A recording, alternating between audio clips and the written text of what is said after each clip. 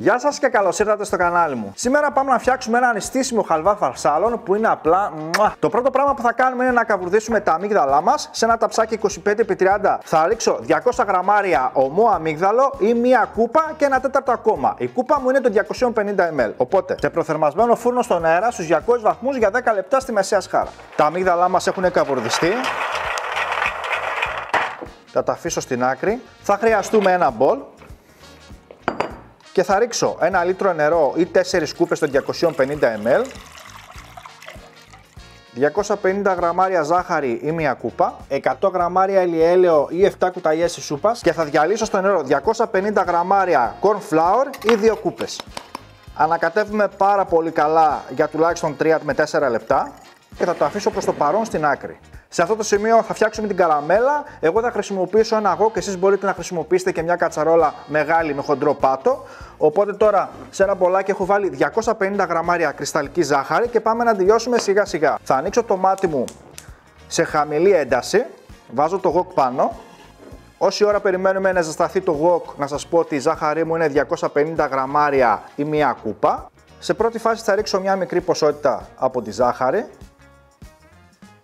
Και τώρα περιμένω σιγά σιγά να λιώσει η ζάχαρη. Με το που δούμε ότι έχει ξεκινήσει και λιώνει η ζάχαρη, με μια ξύλινη κουτάλα θα τη βοηθήσουμε και μόλις λιώσει τελείως ρίχνουμε την επόμενη δόση. Έτσι, βάζουμε λίγο και περιμένουμε.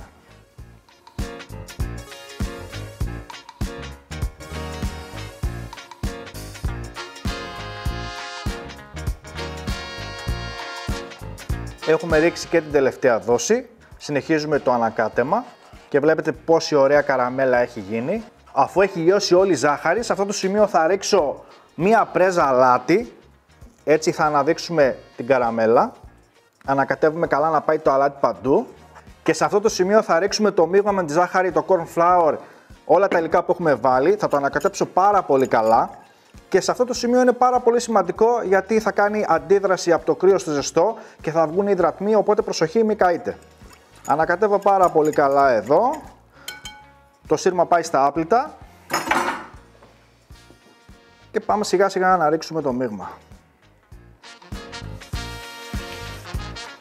Όπως είναι φυσιολογικό, η καραμέλα μας έχει πήξει, δεν μας πειράζει καθόλου. Εννοείται γιατί ρίξαμε κρύο το νερό μαζί με το corn flour. Και τώρα τι κάνουμε, ανοίγουμε σε πιο υψηλή ένταση και ανακατεύουμε μέχρι που να μας λιώσει η καραμέλα που φτιάξαμε.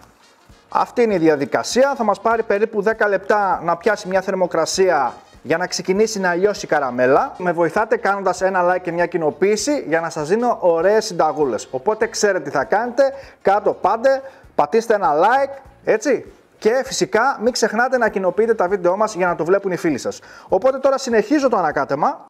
Εδώ βλέπουμε ότι έχει ξεκινήσει και πίζει και από το corn flour. Οπότε τώρα ανακατεύουμε πάρα πολύ καλά. Σε αυτό το σημείο θα ρίξω και τα αμύγδαλα.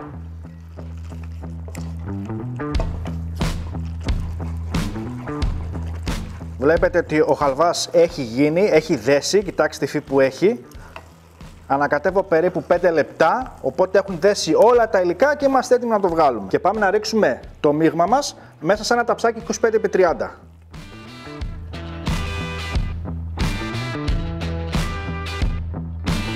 Φυσικά εσείς αν θέλετε να βάλετε πιο λίγα αμύγδαλα μπορείτε να το κάνετε.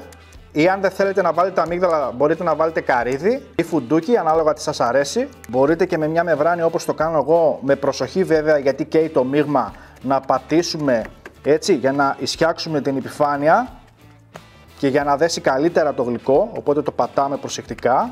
Θα πασπαλίσω μπόλικη ζάχαρη έτσι πάρα πολύ καλά σε όλη την επιφάνεια. Με ένα φλόγιστρο θα κάψω τη ζάχαρη και θα καραμελώσει. Τώρα εσείς αν δεν έχετε φλόγιστρο, φυσικά αυτό που θα κάνετε είναι να το βάλετε το φούρνο σας στις αντιστάσεις στους 200 βαθμούς πάνω για περίπου 10 με 15 λεπτά. Οπότε πάμε να καραμελώσουμε τη ζάχαρη.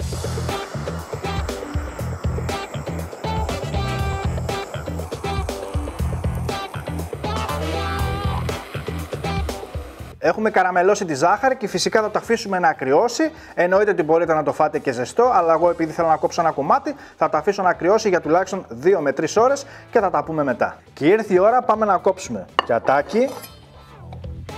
Κόψω ένα μεγάλο κομμάτι.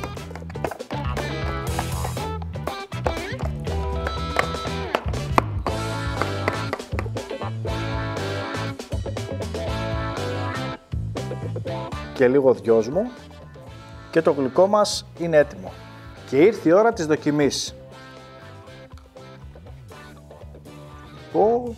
Δείτε εδώ, είναι εκπληκτικό. Η καραμέλα είναι εκπληκτική, το καβουρδισμένο αμύγδαλο σε σκάει στο στόμα, πραγματικά είναι ό,τι καλύτερο για την νηστεία. Να το φτιάξετε και να μου πείτε εντυπώσεις. Ωστόσο, εσείς αν σας άρεσε το βίντεο, μην ξεχνάτε να κάνετε ένα like και μια κοινοποίηση για να το δουν οι φίλοι σας. Μέχρι το επόμενο βίντεο, να περνάτε καλά, γεια σας.